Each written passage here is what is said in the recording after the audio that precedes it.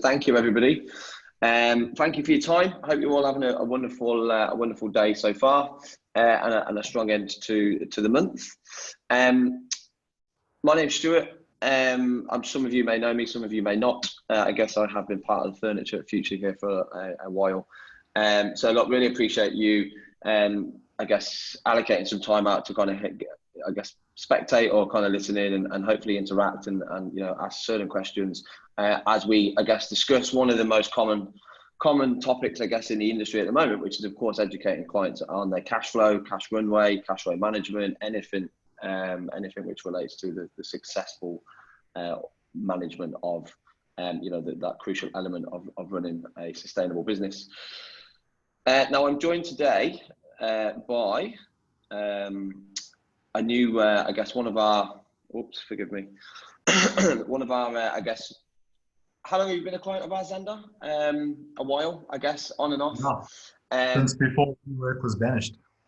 Yes, since before. So what I thought was, I guess, going to be really valuable for anyone who was interested to hear is how, I guess, hear your story. How are you educating clients on their cash flow? How are you using technology to manage that and to really challenge some of the mindsets which small businesses have? And I guess just kind of share your takeaway and your approach, which hopefully can give people some guidance, some knowledge, some insight, or just some ideas that you can take away and potentially sit in your practice.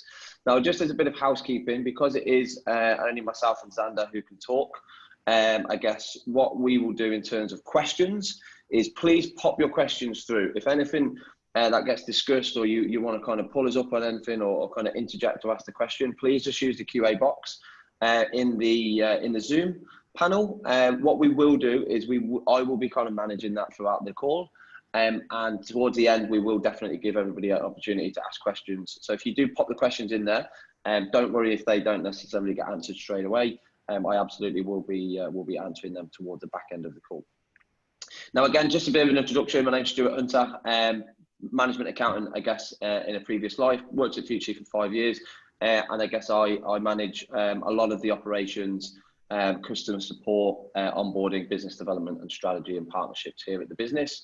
And I guess to my right, joining me today, Zander de Klerk, who is the director of Xeta. So, Zander, if you want to give yourself a little bit of an introduction, please, sir. With pleasure. Thanks very much for having us. So my name is Zander de Klerk. As you can hear from my accent, I'm from South Africa, but I'm pretty much an Australian. I've been here for about 5 or 6 years, and we'll be getting married to an Australian as well. I'm from PricewaterhouseCoopers and Deloitte, worked with them for about 13 years in total. And since leaving, I started my own firm and decided to do things a little bit differently. Amazing.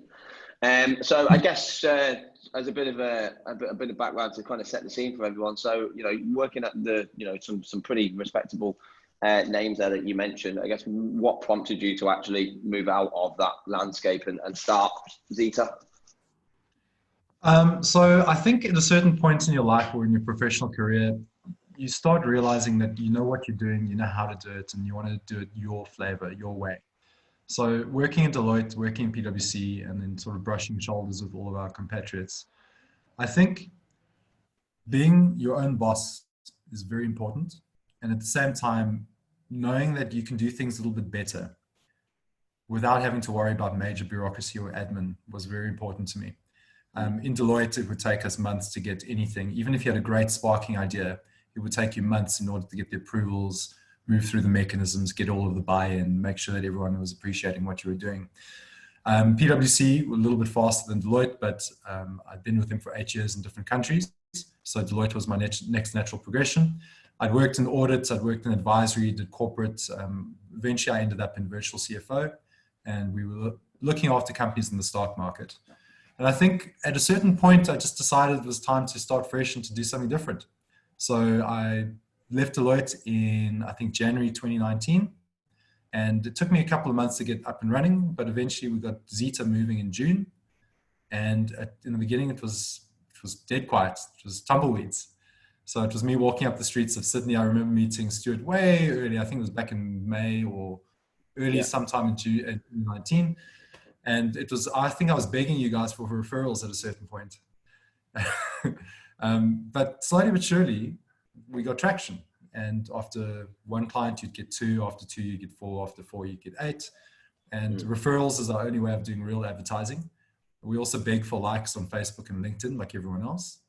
But ultimately, our goal was to make sure that every business had the opportunity to maximize their performance. And it sounds very, very, I don't know, buzzwordy. But what I've seen in the world is that your top line is your customer, and your customer is the most important thing to your business.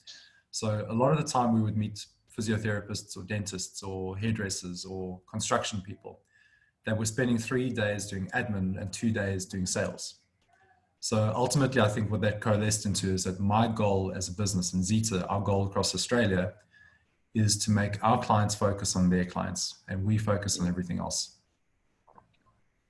Yeah, and it certainly is. Sorry to interrupt you there.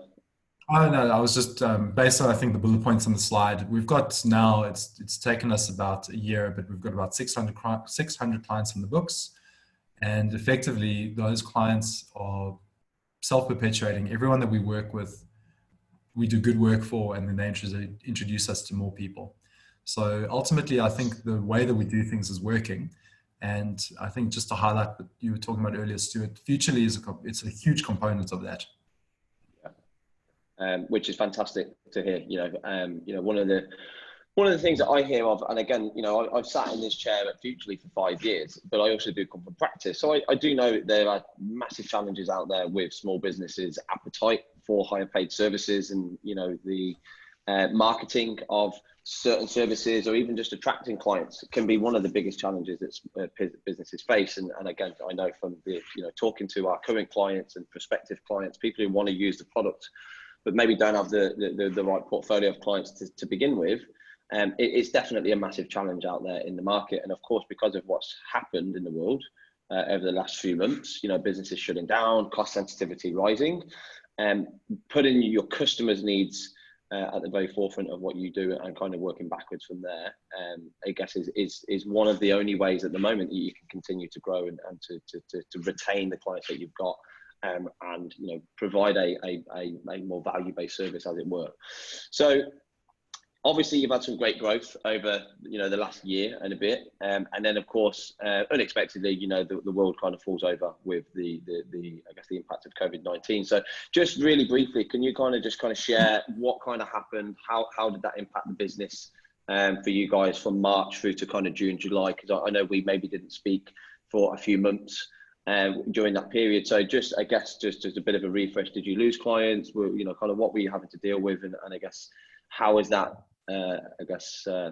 restructured, I guess, the way that the rest of this year is looking like for you and the firm? I think I speak on behalf of everyone. It's been crazy. No one expected this to happen. There was no early indicators for the sheet.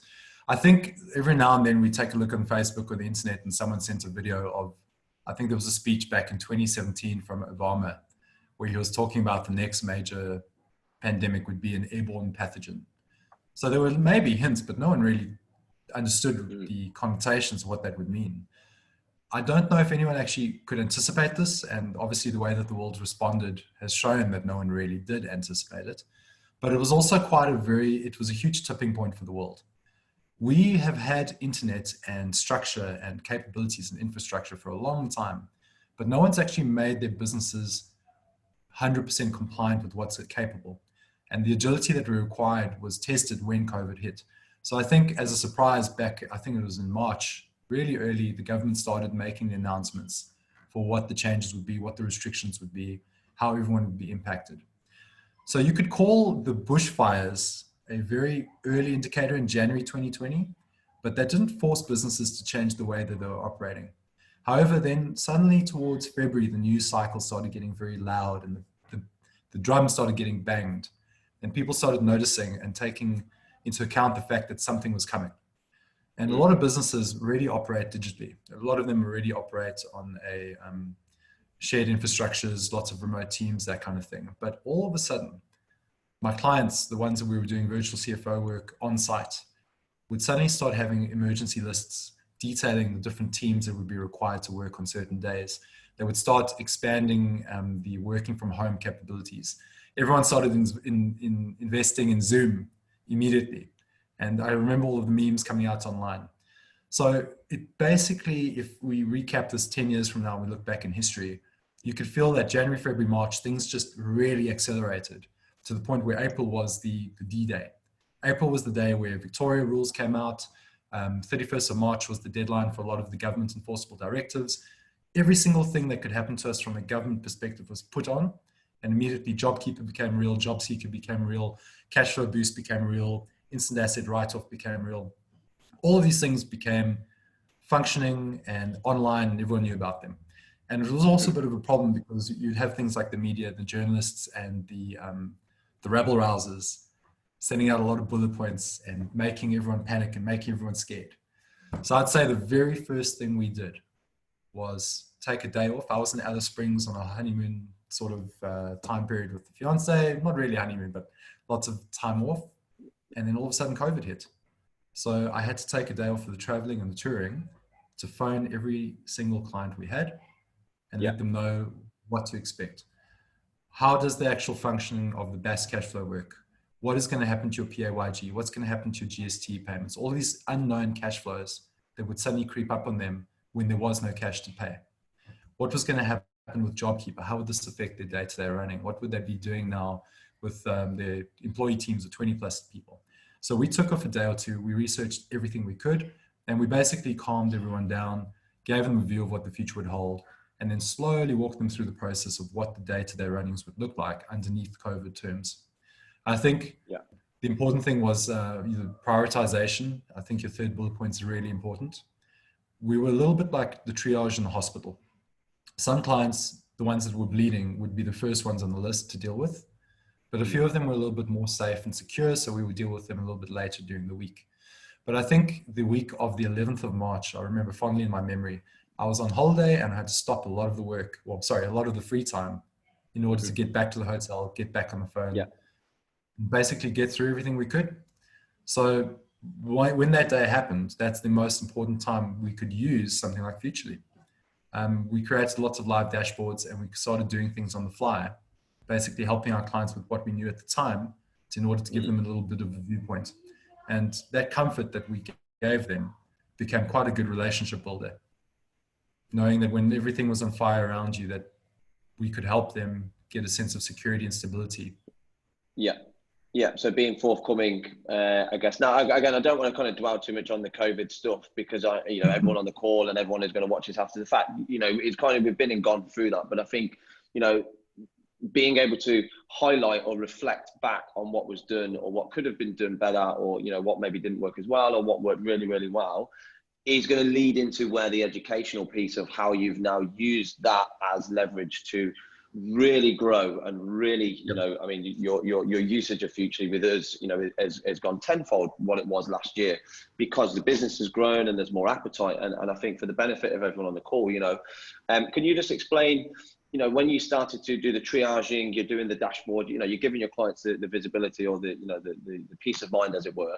Was that stuff you were doing for free at that point? Was that kind of a lead into, a more structured relationship, or was it kind of already work that had been agreed upon and it was kind of an extension of what you were doing? Because I know a lot of people were doing and are still doing a lot of extra work, which they currently can't really bill for.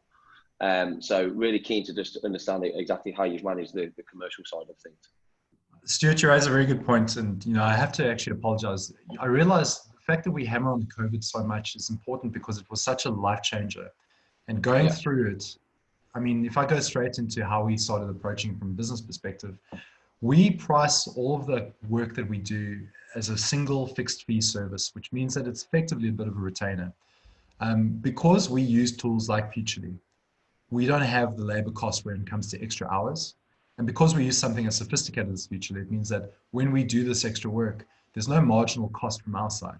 So as an advisor to clients, having this kind of tool, as sharp as it is, just means that it's a little bit easier for us to do it. So to answer the question in a roundabout way, we've got all our clients fixed fee for the entire year. We do everything we can for them, and we're basically their finance department. When we had to do the extra work and do all of this, work until midnight, helping people out, helping them change their scenarios, helping them do what ifs, helping them throw in some spanners into their systems. We did extra time, and we took it upon ourselves as a bit of a sacrifice, a bit of an investment into the client, but at the same time we knew that it was very easy for us to do it because we had the capabilities. We would never have, if I was sitting on Excel the entire time doing this, I would have lost my mind, I would have gone bankrupt, I would not been able to see all 400 people. So the honest truth is, the answer very, very quickly, we didn't charge extra because we'd already baked in their fees for the advisory. Yeah. But we knew that we'd be able to do it because we had something like Futrli to help us do it. If we didn't have Futrli, I don't think I would have been able to do it. Okay, awesome. Well, I'm of course stoked that was the case. So for everybody else, or the benefit of the audience, then just to play devil's advocate, because I know a lot of small businesses, when you approach or try and get your engagement letter signed and you've got your different, service level agreements, I know a lot of small businesses will be pushing back on value or cost, or maybe they don't quite understand what these higher paid services actually really mean and what the benefits are. How do you kind of manage the conversation when it's a bit more challenging, there's not an immediate yes, we'd love all that type of support? What do you do? How do you manage the more difficult clients that you've got? Because I know there'll be lots of them out there. I guess it sounded like blue sky when I said, everything's easy and everything's perfect. But the reality is that you do have customers that are difficult. Difficult customers are not necessarily angry customers. It's more to do with they're nervous, they're anxious, they don't understand what's happening. So the hardest thing is to explain to them, the difference between compliance and value. Compliance is ticking off boxes like BAS, like GST, like normal ATO type things.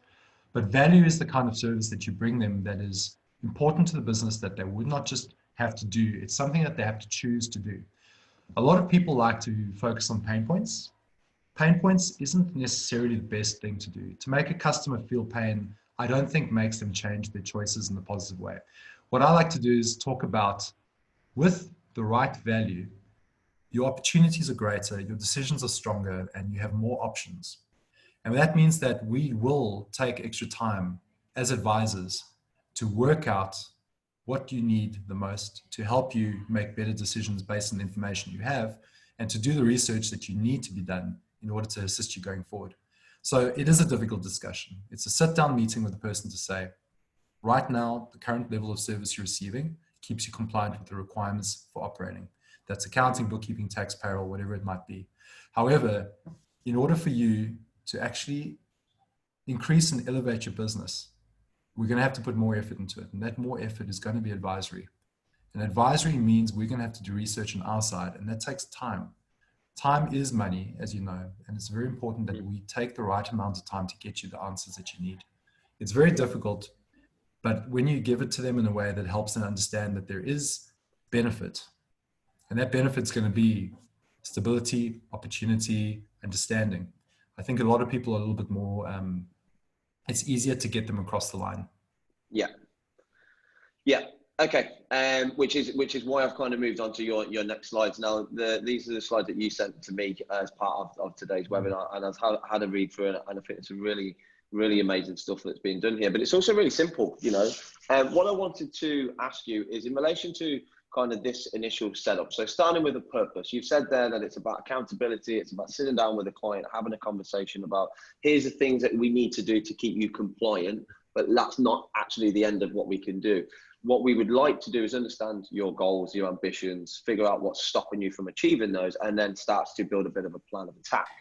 And you've got here a list of questions and maybe a list of things that you are, talking to your clients about.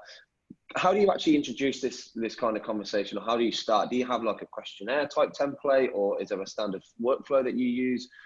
Or is it actually just a off the cuff conversation? You sit down, you document the answers, and you kind of go from there.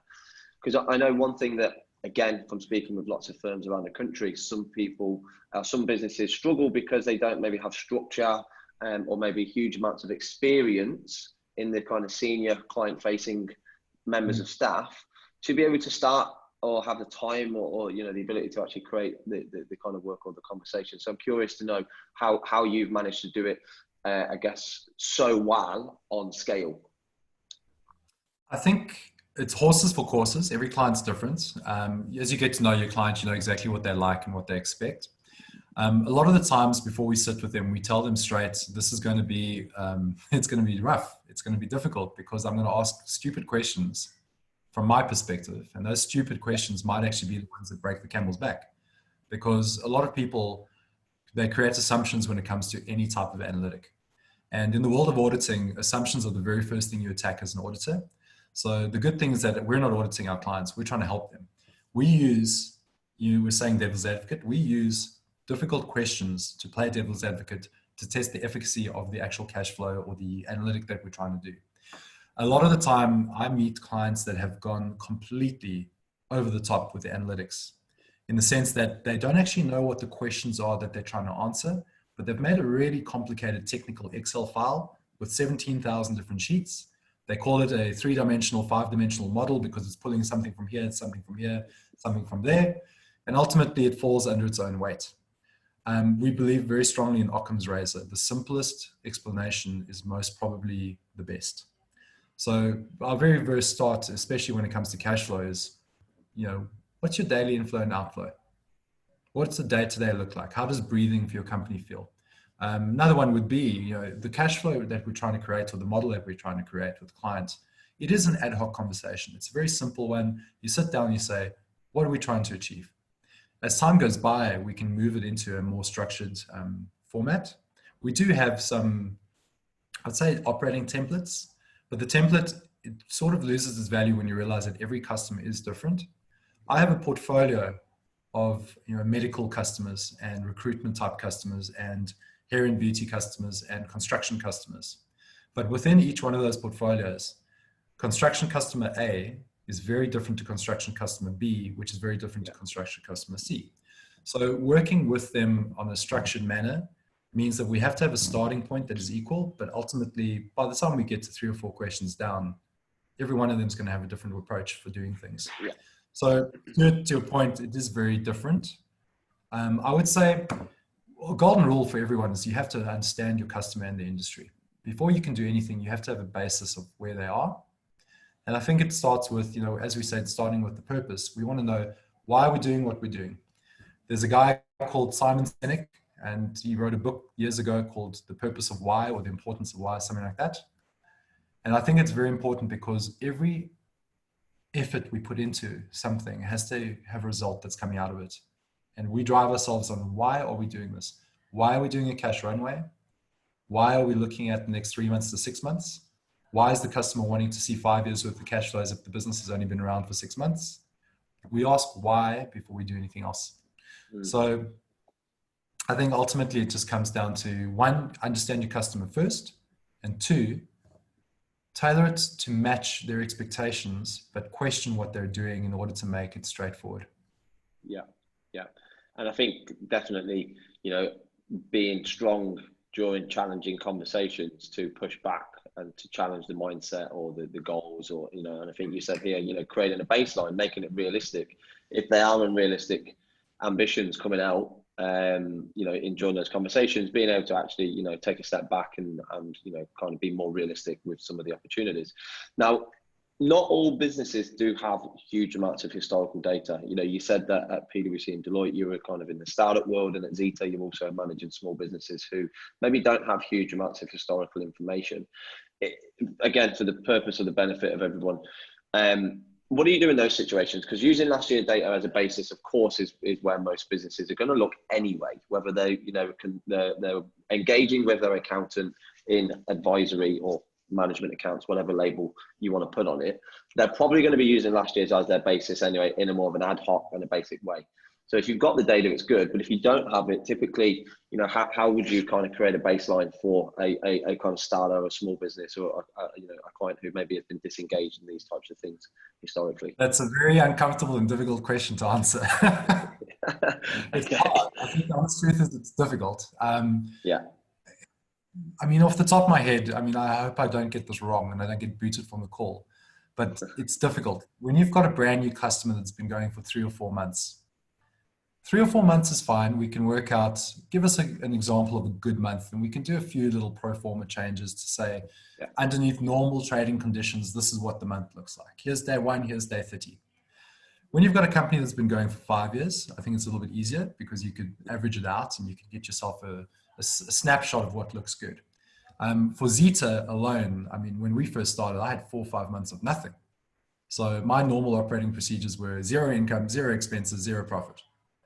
So slowly but surely, I think you've got to talk about what looks like normal. So if a company's just started and there's nothing happening, we're going to have to use leads, pipelines, and then we're going to use haircuts. I've got a client in Israel, and I have to tell them, divide your budget by 2, and when you think it looks good, divide it by 2 again. Because everything's in the millions and the billions, and they always think they're going to make 1,000 times more revenue than they actually do. So we have to bring it down to earth. So what it looks like, I think, as a starting point for normality, it's difficult. You can't have a thumb suck. You can't just pull the numbers out the air. I like to have a certain amount of historical data. Yeah. Under these weird, strange, weird times, blah, blah, blah, I think the last 3 months is a good starting point for the next 6 months. So use March, April, May. How we've been doing under those circumstances might be good for the next 12. But, when things are normal and back to normality, maybe we'll be using 2019 as a baseline. Yeah. I think the golden rule is you always have to use something that is achievable. Yeah. So whatever is realistic and achievable is what we should be using. And from the world of auditing, you always do a quick look. In order to make sure that your cash flow is accurate, always use a previous time period to prove whether or not you were close to your expectations. And if you're within 5 to 10%, it's a good one to work from. Yeah. And again, it's obviously always easier when you've got that historical. I did just want to throw that a little curveball in there for you, because I know, and again, the feedback that we get quite often is sometimes it's not, obviously you don't have the data to go off, so where do you start?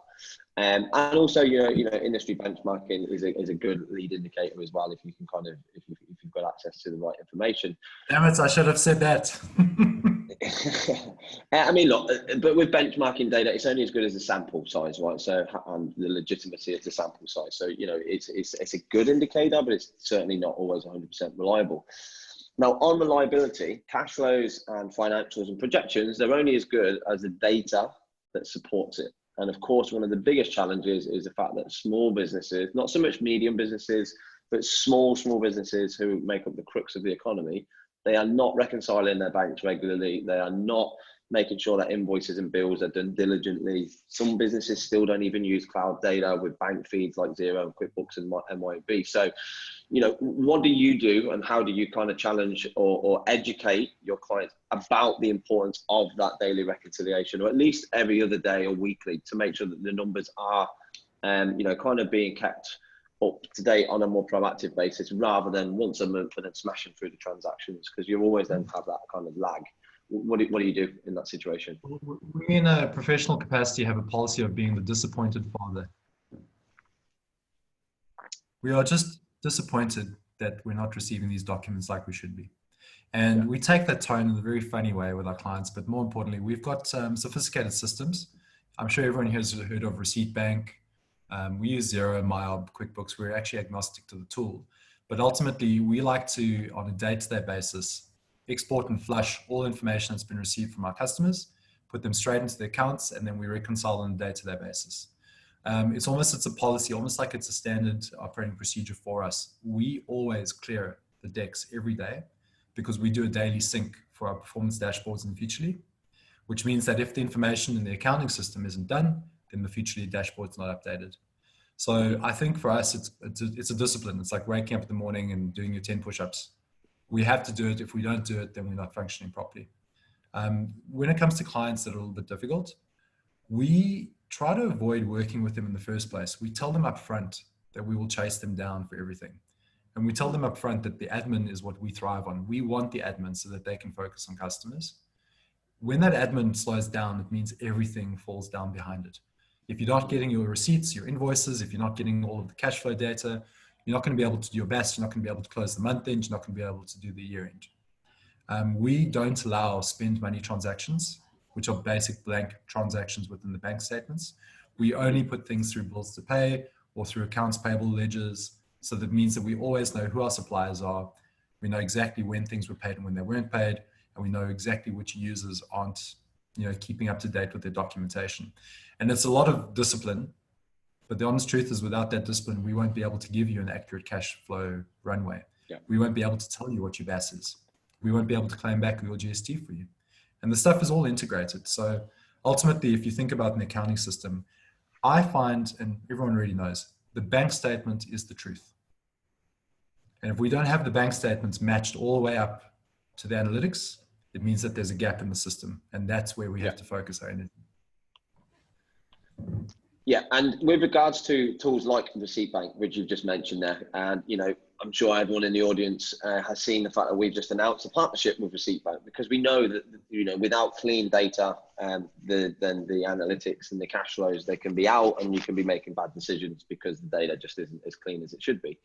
Do you manage that internally for clients, or do you actually get your clients to use those tools, and you've kind of gone for a little bit of a here's how you use the product basis. This will really help our job become more efficient, which ultimately gives you quicker information. Is that the way that it's done, or is it something that you just manage internally?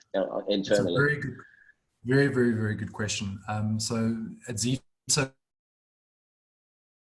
we manage absolutely everything. Clients engage with us. We build a financial technology stack. We integrate the entire system. We build all the standing operating procedures, and we run everything. On day one, we set up a workshop, and we teach each member of the client staff, the client team, how everything works. So we start off with Receipt Bank, because that's the basic starting point.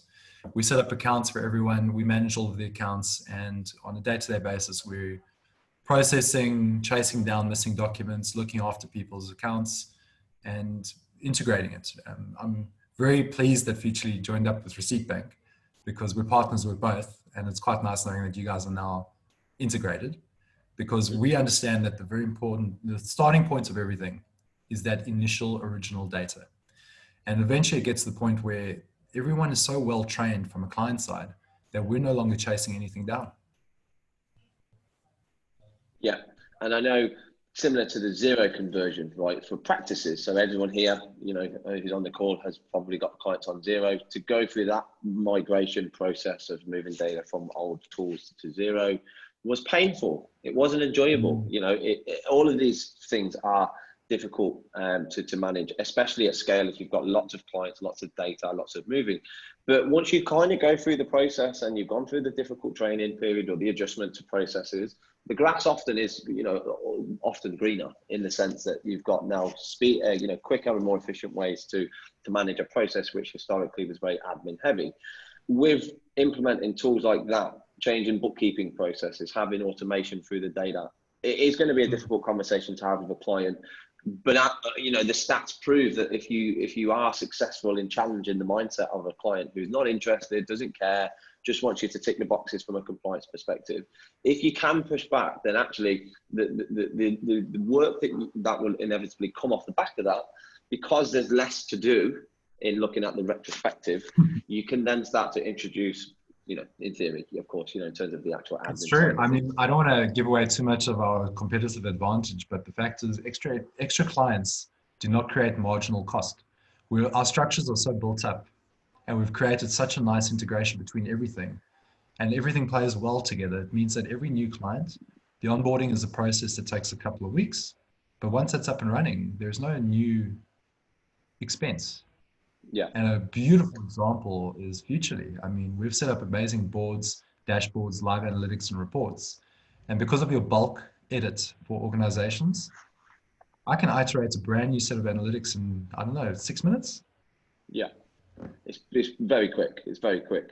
Which insane. Then gives you a chance to tweak where applicable. Now, one challenge I know which everybody faces is cost sensitivity, especially now. JobKeeper is keeping most people in jobs who are still, fortunate to have jobs across the country and across the world. Introducing a tech stack, of course, adds cost onto the actual relationship. You then obviously need to add your margins. When you have clients who are pushing back because of cost and stuff like that, what do you typically do, or how do you manage that expectation from their perspective? Because I think it's very, very common, a common objection that people will be facing. Yeah, it definitely is. I think you've got to do it in terms of what are they currently paying for their current suite of services, and what is the next service going to be equal to those? Because you've got to be smart with your exact pricing, but you also can't put yourself in a position where you're scrounging for pennies. So ultimately, if you're doing, let's call it $500 a month to do compliance, which is BAS and HO submissions and JobKeeper and all of that, if they're looking for specific assistance with Cashflow Runway, you would say to them, guys, this is a lot of work. It's going to take a lot of research, and effectively, we feel as though this is going to be a 40% bump to your existing contract in order to get you what you need. Mm-hmm. And it's got to be measured in terms of reality. We don't use time for our billing. We don't factor time into anything. So Xeta works on deliverables only. We don't have timesheets for our interns. Our interns are based on how does, how's your work working? Time is an old concept, I think. We've got computer systems that can do incredible amounts of calculations. And there's no such thing as, billing from 9 to 5 anymore. I think when it comes to clients, you've got to work more on the basis of the deliverable as opposed to the time it took to make it. So what we want to say with our clients is, in order to get you what you need, we're going to have a couple of sit-down meetings. We're going to have to do a little bit of investment into your systems. And we feel as though this is going to be a 40% bump to your fees for the next couple of months until you reach a point where you're happy. You could also do it on a piecemeal basis and say, this is a specific piece of work. We'll charge you $250 a week for this. Again, it's a very difficult one because it comes down to who your customer is. If someone came to me in my business and said, we want to give you advisory services, it'll cost you $2,000 a month. Very first thing I would say is, okay, great, but what am I getting? So I think the beauty is if you could show them first what they're getting, then you can easily sell the price. Yeah. And for them, that would be an integrated cash flow. It would be on the fly changes. It would be something that gives them a day-to-day operating dashboard. And again, you've got it. Futrli's there. With regards to how you then, so you've got the client in the right headspace, they understand the value of the work, you've got your engagement signed, and you're now in that position where you're going through the structuring and you're building a cash flow. Now, because of obviously COVID's major impact and I guess the unforeseen chaos that I guess followed, having one version of the future nowadays also seems to probably not be as much as you should have. And I can see here that you look at changing scenarios or doing different what ifs. How much time are you investing into the different models that you're building for your clients? Because again, I think it'd be interesting for the audience to know exactly how much time it's taken you to firstly create the first cash flow, this extra set of work that you're doing for clients, but then actually to have an ongoing review, typically on a client to client basis, how much time do you think you're investing to keep the models up to date and to really give the clients as much visibility as possible? I'm going to ignore you for 1 second. I'm going to say to the audience, I sent a deck of things to Stuart ahead of time, and the very first thing I said was, disclaimer, we love Futrli. We've tried everything. I have tried absolutely everything. I work on NetSuite and SAP, and I've tried the stuff at the ASX level. I've worked at things at the very smallest level, and I'm going to say it one more time. We use Futrli because it is the best. It sounds like I'm a plant, and it sounds very cynical for me to say this, but there is nothing better. It works better than everything else. That's the disclaimer out the way. Thank you. I have to tell you straight, because it is the best system. It works the best. And I'm very, very blatant about this. Excel's powerful and wonderful, but Excel doesn't allow you to iterate millions of things across 400 different clients. Futrli allows me to specify something specific to the client. I can change anything I want. I can do it really quickly. I said 6 minutes earlier, but 6 minutes is for me to do a whole dashboard. What you're looking in front of you in the background is a very simple cashless scenario that we built for a hairdressing client. Obviously, it takes 30 seconds to build it from scratch. We use 3 months. I think it says over there, we use 6 months as the baseline for them. Yeah. We've agreed it to their profit and loss system. We've agreed it to shortcuts, which is their point of sale. I know that the client is not going to really use 5 years worth of data, so I made it 12 months just to give them a snapshot for the year. And then I knew that if you look there at the bottom left, we made this in 30 seconds. We said, well, what if they get an extra 4,500 because of education training? So I created an on-the-fly calculation that said every single month rolling forward into the future, bringing 4,500 ex-GST. And it updated this in real time in front of my client. My client basically did a Hail Mary and went, holy crap, this is amazing. And as you can see, the color scheme is beautiful. I've been begging for months to get it right, and we've got it perfect. So ultimately, we look like geniuses everything that we've done for them, the client thinks we're absolutely incredible. And whenever they come up with changes, it takes me, I don't know, 45 seconds, make a copy of this scenario, add in a new one, relabel it, and then update my dashboard. It really is. And I think, you know, again, we launched Futrli to market for small businesses because we knew small businesses.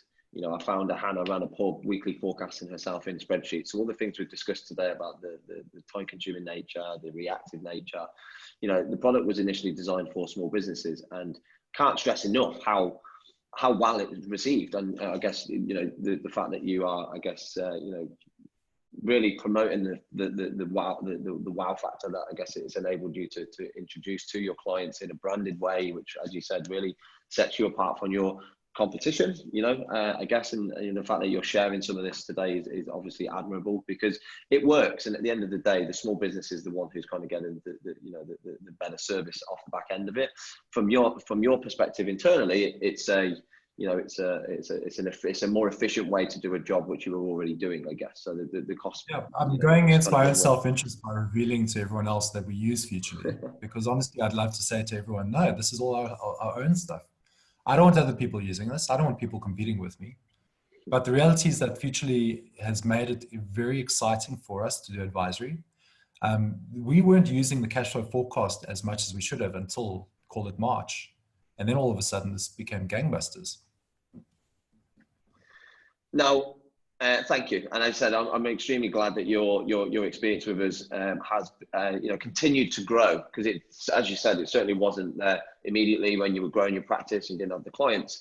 So in terms of prerequisites for good cash flows, then of course daily analytics or daily reconciliations, or having a strong bookkeeping process, whether it's daily or not, because, you know, in some circumstances daily is probably unrealistic for certain businesses and certain individuals and smaller businesses. Is there anything else that you can add, or anything else that we haven't potentially discussed as of yet, which again would give the audience motivation, desire, or eliminate some of the fear? Because again, I speak to lots of people all of the time, you know, throughout the year, different stages of their businesses, you know, wanting to move to advisory. The industry is telling them they need to do it. You know, they don't want to lose clients. They want to continue to be able to grow their business and run a profitable firm. But there's always fear standing in the way, and it comes in many forms. How did you, at Xeta, you know, going from no clients to the volume that you're at now in such a short space of time, internally, you know, as a small business owner yourself, how did you deal with that anxiety and fear? And, you know, what could you share with people today, which would hopefully, I guess, just help with some of the challenges that they may also be facing themselves? I think looking back, we survived on BAS refunds.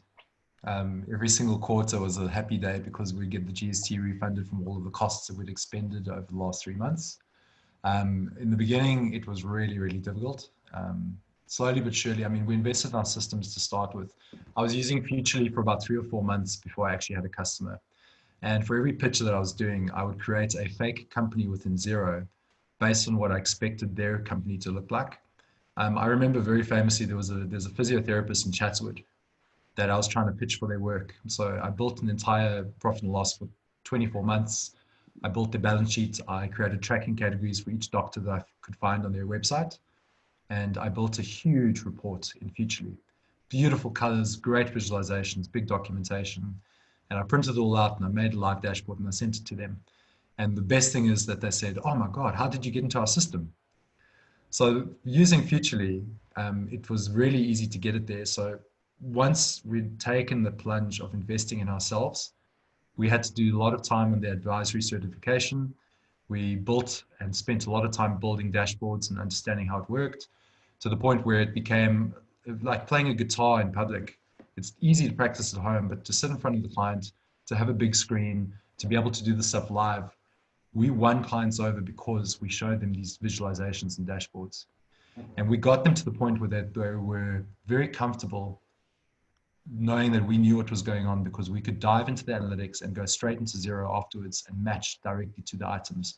We could even do this with Excel. A few of our clients have got really complicated analytics because of the recruitment in the construction industry. So we could integrate Excel files as well into Futrli and then update them very, very quickly in the background.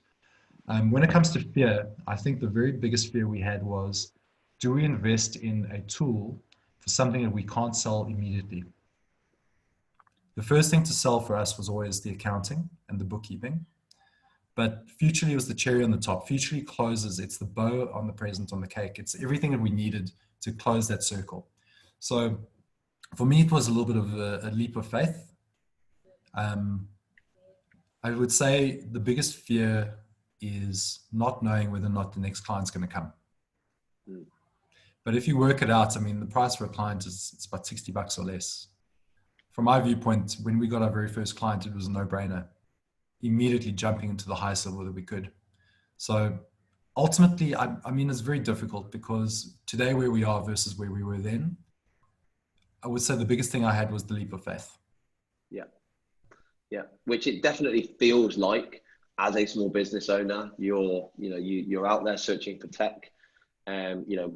People find us all the time because of our relationship with Xero and QuickBooks and MyHub and whatnot, and of course the role that we fulfill within the ecosystem. But you are right; this definitely does come across as a leap of faith. Everyone has reservations on how well the product will work, and of course, there's always an amount of time that needs to be allocated to learn it. And at the moment, no one's got enough time. If anything, people have less time now than they ever have done because of the additional work that's required to keep businesses compliant with all the grants and the schemes and whatnot. But I think you are right. I think internally viewing where your business is at, what you want to achieve, and identifying where your own processes are weak and can be improved. If you look at the long-term opportunity for yourself, I think you can then start to make concerted decisions. I hope, from your perspective, I mean, I'm fairly confident I know the answer to this already, but, the initial leap of faith you did, the initial investment of time that you allocated yourself to focus on your own business and to automate a process, which you could already do, you could just now do it way quicker. You're now kind of starting to see the benefits of that decision. 9 months later, you've got a lot more clients than you had back then. And of course, the relationships and the work you're doing is probably a lot more fulfilling because you're helping clients with strategy and looking forwards and, educating them about, as opposed to continuing to do the run-of-the-mill taxation, compliance, BAS, GST, which is never going to go away.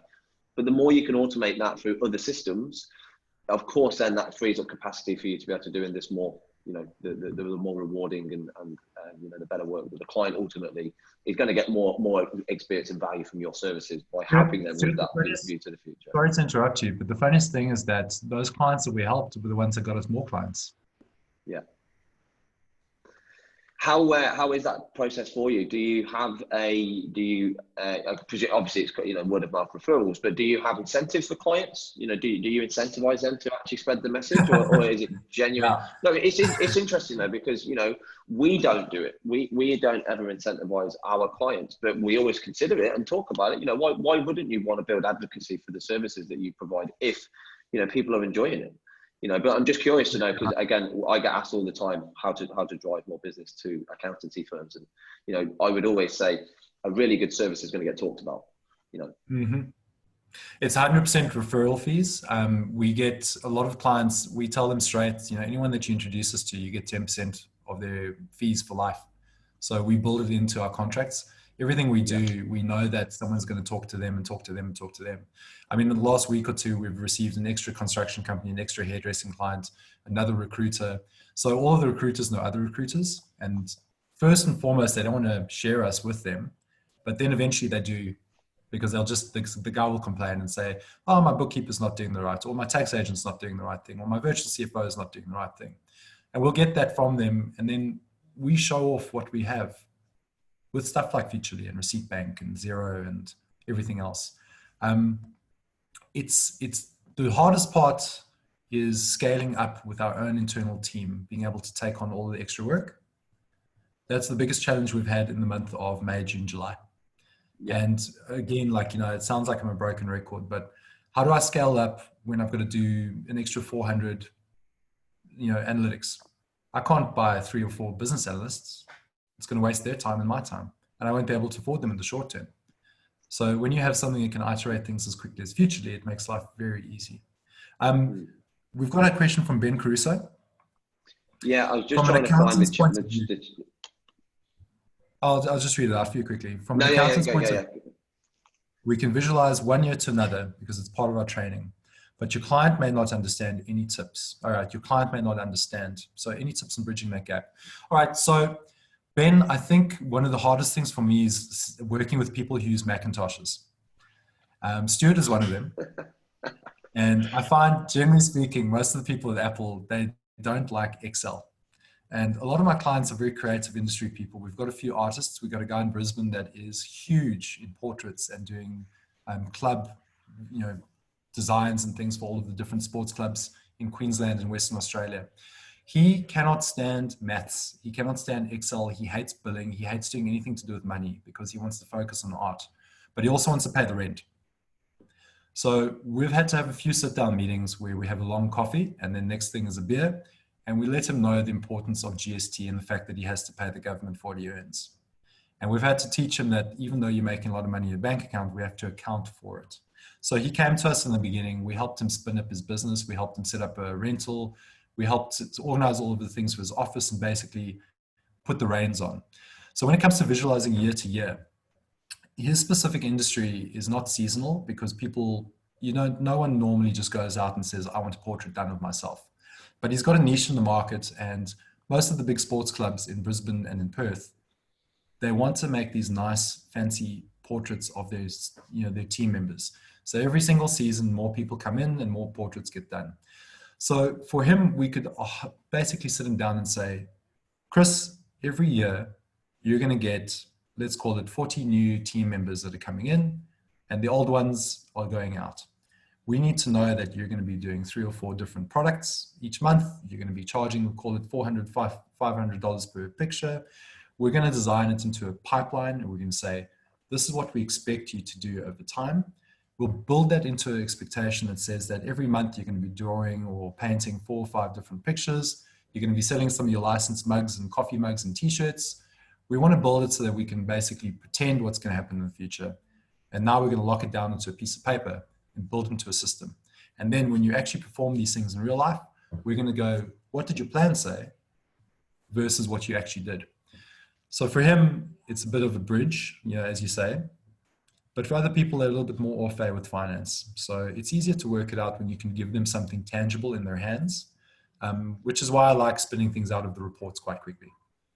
So create a report, show them what you expect is going to happen, give them the printout, let them feel it in their paper, in their hands, let them see it on paper, let them examine and sort of see it in front of them. Once they've seen it in front of them, you can talk it through and you can go from month to month. I like focusing on real life. So actual physical items are very better, tangible items make it easier for me to explain things to a lot of people. Some people might be better at talking. I find myself rambling in these conversations because I don't know what to say. I can't see myself. I don't know who the audience is. That's my fault.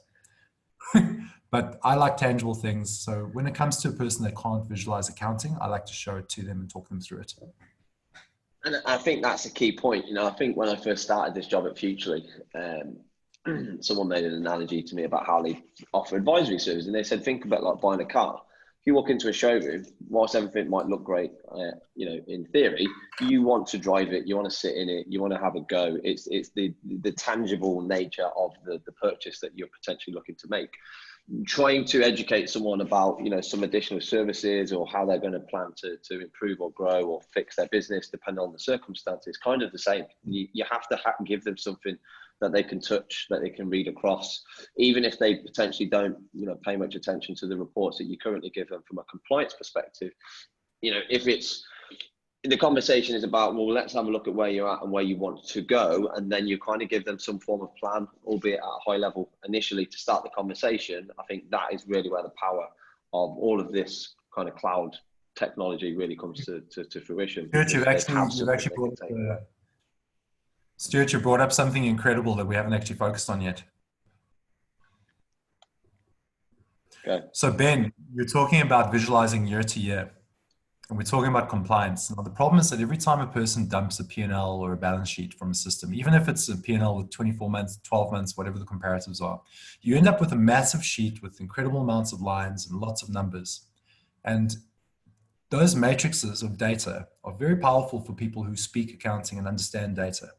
But if I had to give one of those things to one of my beauty therapy clients, they'd basically vomit. It would give them an uneasy feeling. They'd be highly anxious. They wouldn't know what to do. So I think bridging the gap is literally visualization. If you can turn those numbers into pie charts, into graphs, into lines and colors and things on the page, it's a lot easier for them to see. Stuart, can you go back to that sheet that shows the cash flow forecast for 12 months? Sure can. Yeah. Let me just... I think this is actually a great way to think about it from a non-mathematical person's perspective. When we show them this line is going to be the money coming in and this line is the money going out, when the big line is bigger, that's the difference between your savings and your expenditure. And when you watch how the line moves, can you go back one more to the one with the little the bubbles? That one there. It's great for us we turn off all of the different lines. We just show them their bank account balance and show them what the difference it is between the money coming in and the money going out. And slowly but surely, you see that yellow line growing over the 12 months. That's the kind of thing that they respond to. I think seeing how their revenue can stay steady and seeing how the expenses can be held below revenue, once they start noticing that this amount of money minus this amount of money equals gross margin, that's when it becomes a little bit more realistic to them.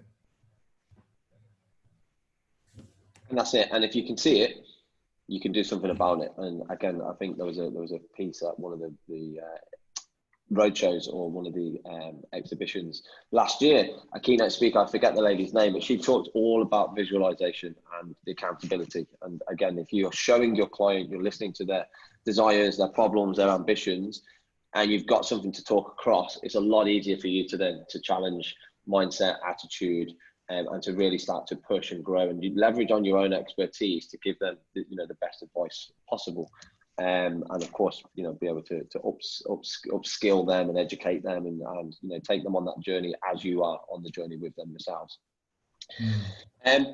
Thank you very much for sharing all of that insight. Now there's another question just come through. I'm just going to have a look. There you go, cha-ching. So sorry, it wasn't actually a question. So look, thank you everybody. Of course you can. Can I ask a question to the audience? Yes, please do. Please do. Laura Biscoff, how are you? I don't know if she's going to be able to talk to you. I think it's, yeah, unfortunately. But look, does anybody have any final questions? I think there's some really valuable takeaways from here, of 100%. But yeah, look, any questions that anybody has not been able to ask?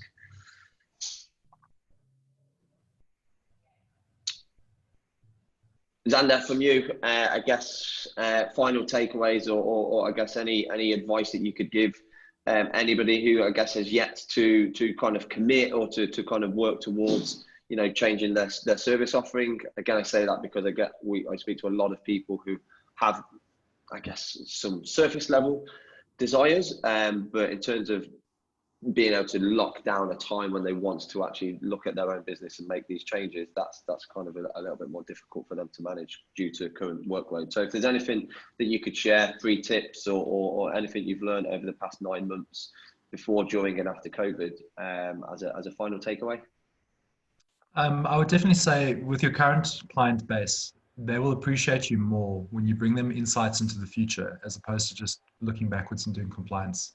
So having a coffee, having a beer, sitting down and talking about their business and what they want to do is more valuable to them than what happened 6 months ago.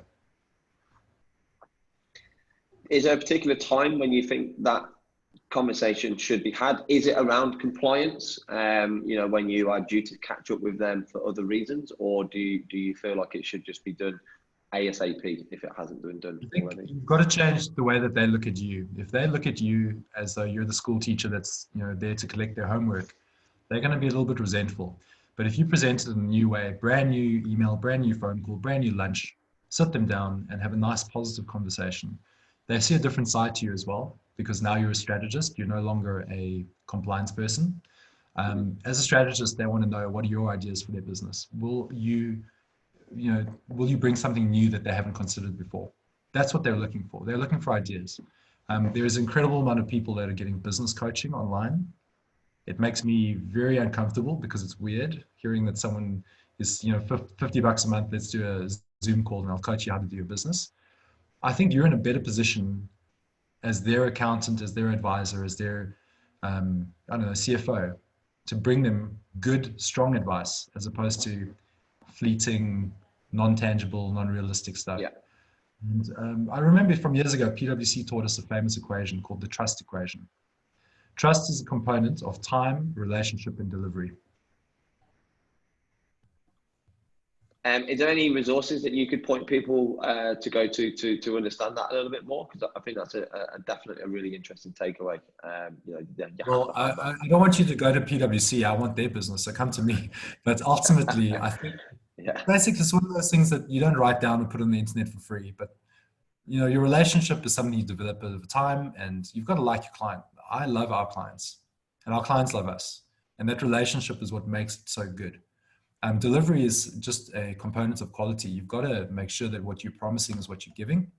And then finally, the time that you spend with the person makes them more comfortable. We've been with some clients for 3 months and they're already comfortable enough to let us do expensive ad hoc work that's over and above what we normally do. But other clients, it's taken them 12 months to get to the point where they're happy to make us do things that they wouldn't normally want. So sometimes it's a hard push. We're speaking in an advisory capacity right now. So from an advisory capacity, you know that it's all about your network and it's all about the people that refer you and who you refer. But if you're trying to move from compliance into advisory, I would definitely say focus on the customers where you can see they need the help, use a little bit of your insight and your triage, and shift your relationship into perspective where now you are literally saying to them, we want to help you with your future strategy. Move it away from compliance in a very, very specific manner. Say to them, this is not to do with your past. This is to do with your future. Wonderful. And I think that's probably where we leave it there. Thank you so much. Really enjoyed that. And I do hope that anybody who has joined us today or anyone who's going to be watching this after the fact who was unable to attend is able to listen in and I guess really consider where you are at and where your clients are at and look at, okay, what are the opportunities that are there? What's the low hanging fruit, as it were? Use that as your start. And I think once you make the start, as you've said yourself, Zander, you picked up one client and you've now got however many you have in total. It's a slow and steady race, as it were. So thank you everybody for joining me. If anybody would like to pick up the conversation with Zander, I'm sure he would love to chat. So it's Xeta, Xeta, is how you spell the business name. Zander, thank you very much. I always love to chat, but yeah, this was extremely valuable for me and hopefully for everybody else. So I really appreciate your time. The session has been recorded and it will come out. So if anybody who has watched today would like to forward it on to colleagues, by all means, please do. And I'll leave it there. So thank you very much. Enjoy the rest of your afternoon. Have a fantastic weekend. And I'm sure we will speak soon.